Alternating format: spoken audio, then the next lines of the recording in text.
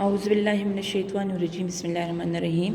उम्मीद करती हूँ सब आप खैरियत से होंगे।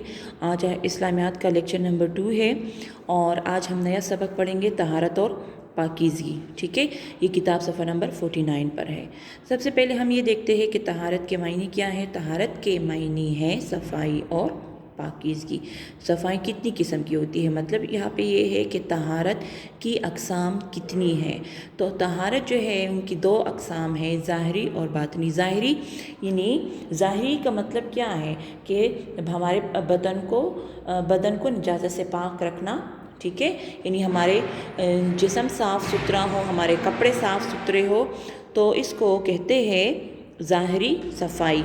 ठीक है, फिर इसके बाद है बातनी सफ़ाई। बातनी सफ़ाई में हमारे पास क्या क्या आता है। अपने बातिन को शिर्क, बदअखलाकी और हर किस्म के नापसंदीदा खसाइल। खसाइल का मतलब है आदतों से पाक रखना। ठीक है, तो तहारत के 2 अक़साम होते हैं। ठीक है बच्चे, 2 अक़साम होते हैं तहारत के। अच्छा, अब इस्लाम में तहारत की क्या अहमियत है। अब हम अहमियत के बारे में पढ़ेंगे। इस्लाम जो है वो दीन फितरत है। ये इंसानी ज़िंदगी के तमाम पहलू यानी हर पहलू के लिहाज से के बारे में रहनुमाई फराहम करता है। यानी हमारी ज़िंदगी में कोई ऐसा काम पेश अगर आया है और उसका हल इस्लाम में ना मिला है, ये नामुमकिन बात है। ज़िंदगी में जो मसाइल पेश आते हैं तो उनका हल जो है वो नबी करीम सल्लल्लाहु अलैहि वसल्लम ने पहले से हमें बता दिया है। ठीक है, अब इसके हवाले से अल्लाह ताला ने भी इरशाद फरमाया है। यानी सफ़ाई की अहमियत आप का अंदाज़ा आप इस बात से भी लगा ले कि अल्लाह ताला ने इसके बारे में क्या इरशाद फरमाया है। अल्लाह ताला ने भी इरशाद फरमाया है कि ये इन्नल्लाहा युहिब्बुल तव्वाबीना व युहिब्बुल मुत्तहिरीन, बेशक तौबा करने वालों और पाक साफ़ रहने वालों को दोस्त रखता है। इसी तरह एक और जगह अल्लाह ताला ने फरमाया वल्लाहु युहिब्बुल मुत्तहिरीन। ये सूरह तौबा आयत नंबर 108 में अल्लाह ताला फरमा रहे हैं अल्लाह ताला पाक रहने वालों को पसंद करता है। यानी पाक साफ़ रहने वालों को। और पाक साफ़ कौन से लोग होते हैं। मोमिन जो है वो पाक साफ़ होते हैं, तहारत भी मोमिन ही इख्तियार करते हैं।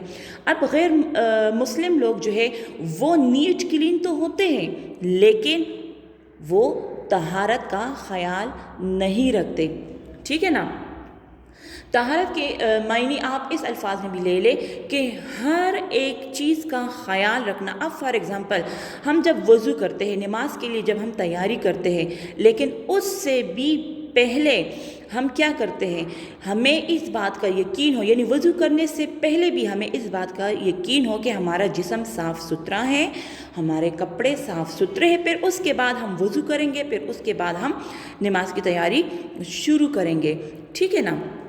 अच्छा, अब जो है अल्लाह ताला ने हज़रत मोहम्मद सल्लल्लाहु अलैहि वसल्लम को ये ताकीद की है, ये हुक्म दिया है। क्या हुक्म दिया है। अल्लाह ताला ने हज़रत मोहम्मद सल्लल्लाहु अलैहि वसल्लम को अपना लिबास साफ़ रखने का हुक्म दिया और अपने बातन को भी पाक रखने की ताकीद फरमाई। तो आप इस बात से अंदाज़ा लगा ले कि अल्लाह ताला ने ख़ुद आप सल्लल्लाहु अलैहि वसल्लम को ये हुक्म दिया है। और जो हुक्म अनबिया अलैहिस्सलाम को दिया जाता था तो वो फिर अनबिया अलैहिस्सलाम आगे अपनी उम्मत को वो हुक्म देते थे।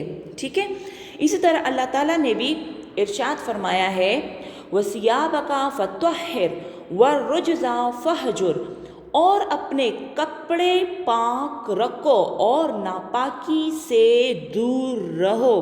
क्या मतलब है।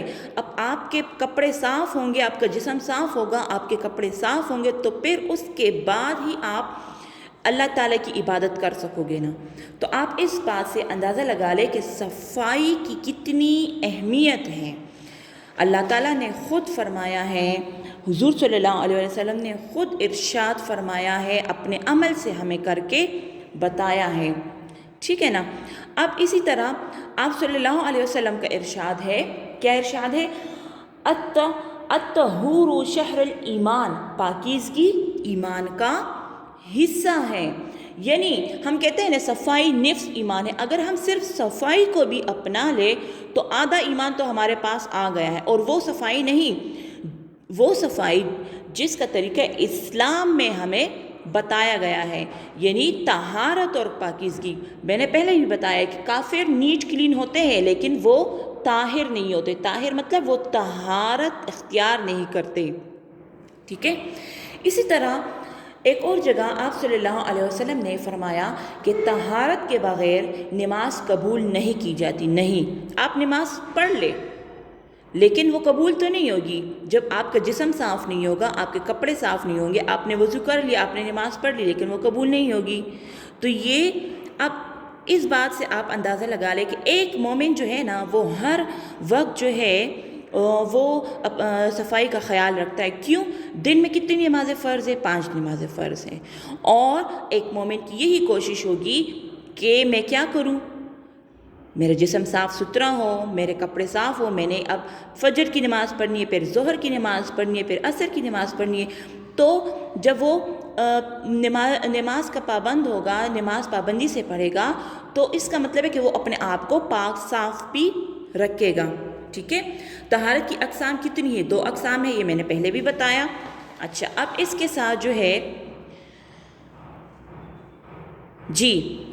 اب اس کے ساتھ آپ صلی اللہ علیہ وسلم نے بھی فرمایا ہے کہ اپنے آپ کو ان قابل لعنت کاموں سے بچاؤ.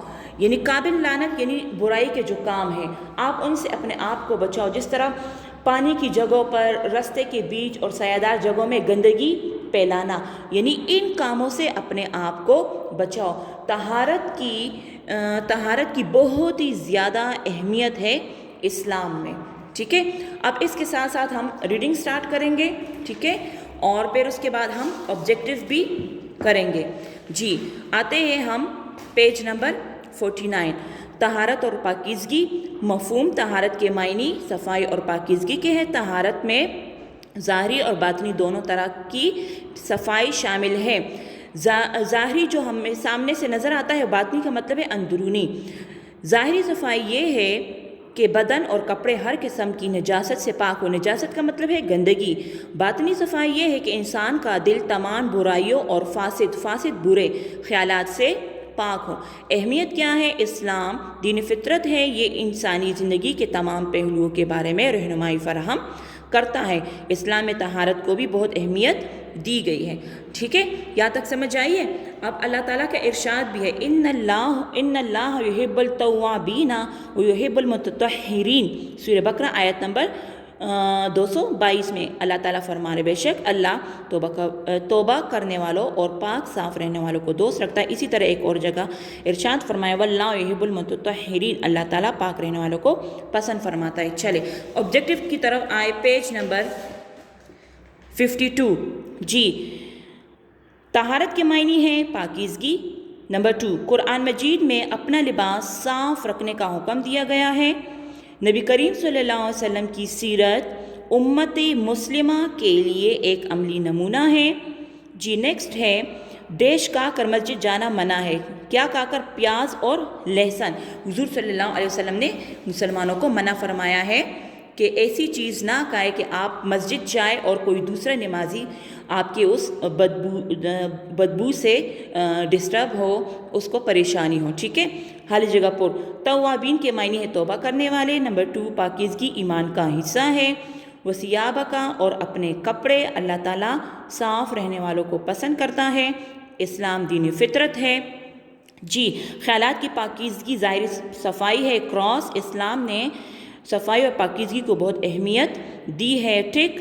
نبی کریم صلی اللہ علیہ وسلم نے ماحول کو آلودہ کرنے سے منع فرمایا ہے. ٹھیک. صفائی ایمان کا حصہ ہے. ٹھیک. بڑھتی ہوئی آبادی سے صفائی کی صورتحال بہتر ہو رہی ہے، یہ کراس ہے. اچھا، امید کرتی ہوں آپ کو سمجھ آ گئی ہوگی.